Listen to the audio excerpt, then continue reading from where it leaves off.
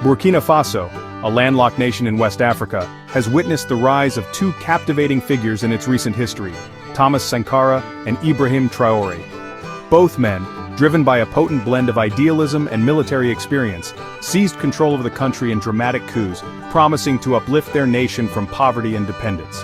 Their stories, separated by decades, offer a captivating study in ambition, revolution, and the enduring quest for a truly independent Africa.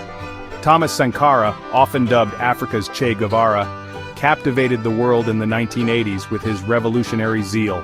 He envisioned a Burkina Faso free from the shackles of colonialism and neo-colonialism, advocating for self-reliance, Pan-Africanism, and social justice.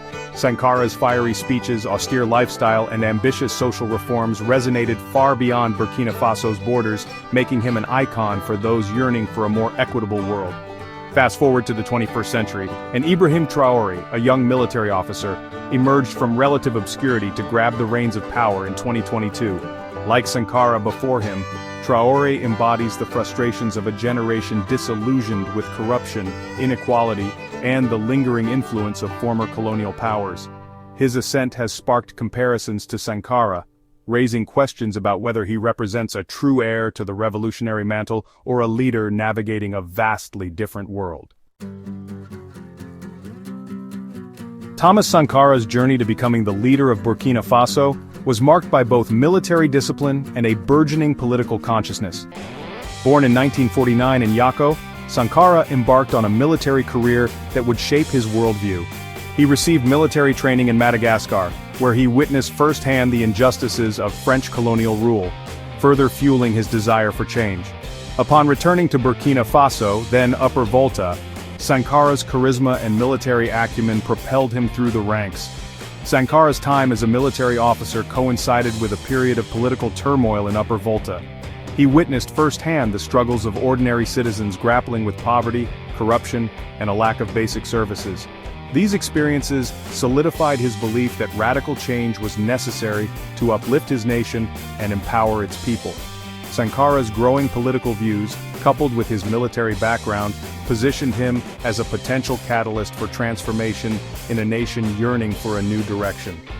Ibrahim Traore, born in 1988, represents a different generation shaped by the complexities of the 21st century. While Sankara came of age during the twilight of colonialism, Traoré grew up in an era marked by globalization, the rise of the internet, and new forms of geopolitical competition. His military career, however, mirrored Sankara's in its rapid ascent and exposure to the challenges facing Burkina Faso. Traoré joined the Burkinabe military in 2010, serving in various capacities including counter-terrorism operations against the growing threat of jihadist insurgents. His experience on the front lines exposed him to the dire security situation in the country and the shortcomings of the government's response. Traoré's disillusionment with the political establishment, coupled with his military credentials, set the stage for his dramatic entry onto the national stage. By the early 1980s, Thomas Sankara's popularity within the military and among the populace had grown significantly. He became a vocal critic of the government's corruption and its failure to address the needs of the people. Sankara's outspokenness and revolutionary rhetoric made him both a figure of hope and a target for the ruling elite. In 1983, at the age of 33, Sankara, along with a group of like-minded military officers, seized power in a bloodless coup. Sankara's coup ushered in a period of radical transformation in Burkina Faso. He renamed the country from Upper Volta to Burkina Faso, meaning Land of the Upright Man, symbolizing a break from the colonial past and a commitment to a new era of self-determination. Sankara's government implemented sweeping reforms aimed at empowering the poor, promoting gender equality, and improving access to education, healthcare, and basic services. Ibrahim Traoré's path to power was equally swift and dramatic. In September 2022, amidst growing frustration with the government's handling of the jihadist insurgency that has plagued Burkina Faso, Traoré, then a relatively unknown military captain, led a coup against the sitting president, Paul-Henri Sandaogo Damiba. The coup, met with mixed reactions, underscored the deep-seated instability and dissatisfaction that had gripped the nation. Traoré's coup, like Sankara's, was driven by a desire to chart a new course for Burkina Faso. He pledged to prioritize the fight against jihadist groups, improve security, and address the deteriorating humanitarian situation. However, Traoré's rise to power also raised concerns about the fragility of Burkina Faso's democracy and the potential for further instability in a region grappling with multiple crises. At the heart of Thomas Sankara's revolutionary vision lay a profound belief in the need for African self-reliance.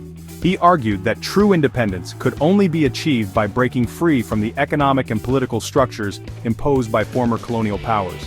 Sankara championed Pan-Africanism, calling for greater unity and cooperation among African nations to resist neo-colonialism and chart their own destinies.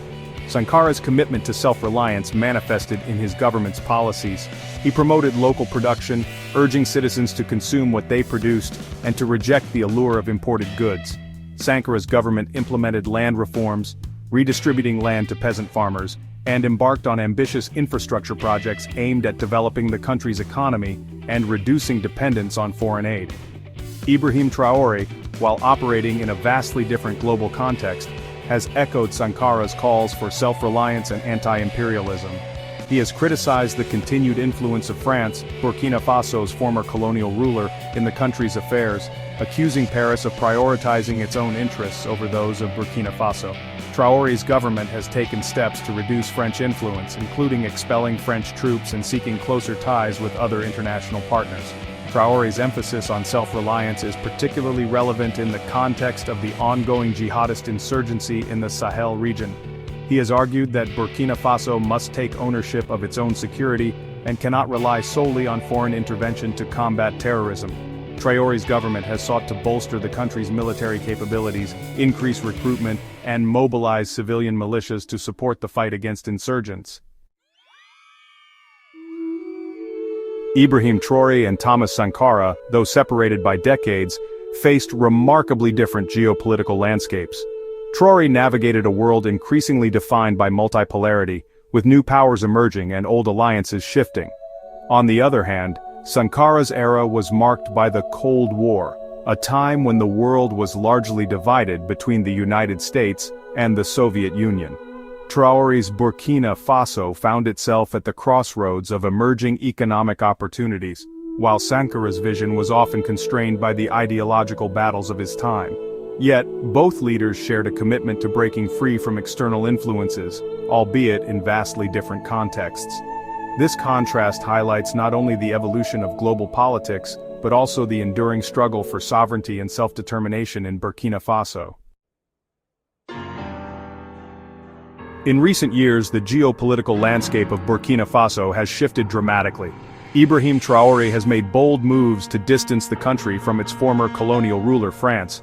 Seeking new alliances, Traoré has turned towards Russia, hoping to forge a partnership that aligns more closely with his vision for Burkina Faso's future.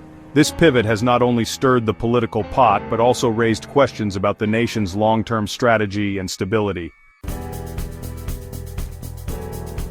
Ibrahim Traoré's leadership has not been without its fair share of controversy and criticism. His decisions, while bold, have sparked intense debate both within Burkina Faso and on the international stage.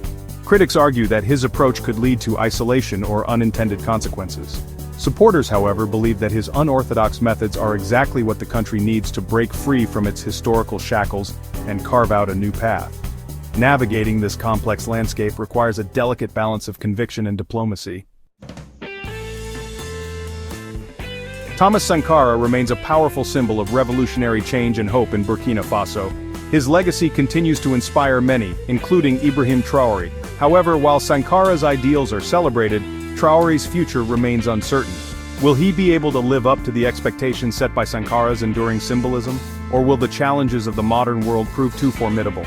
Only time will tell how Traoré's story will unfold.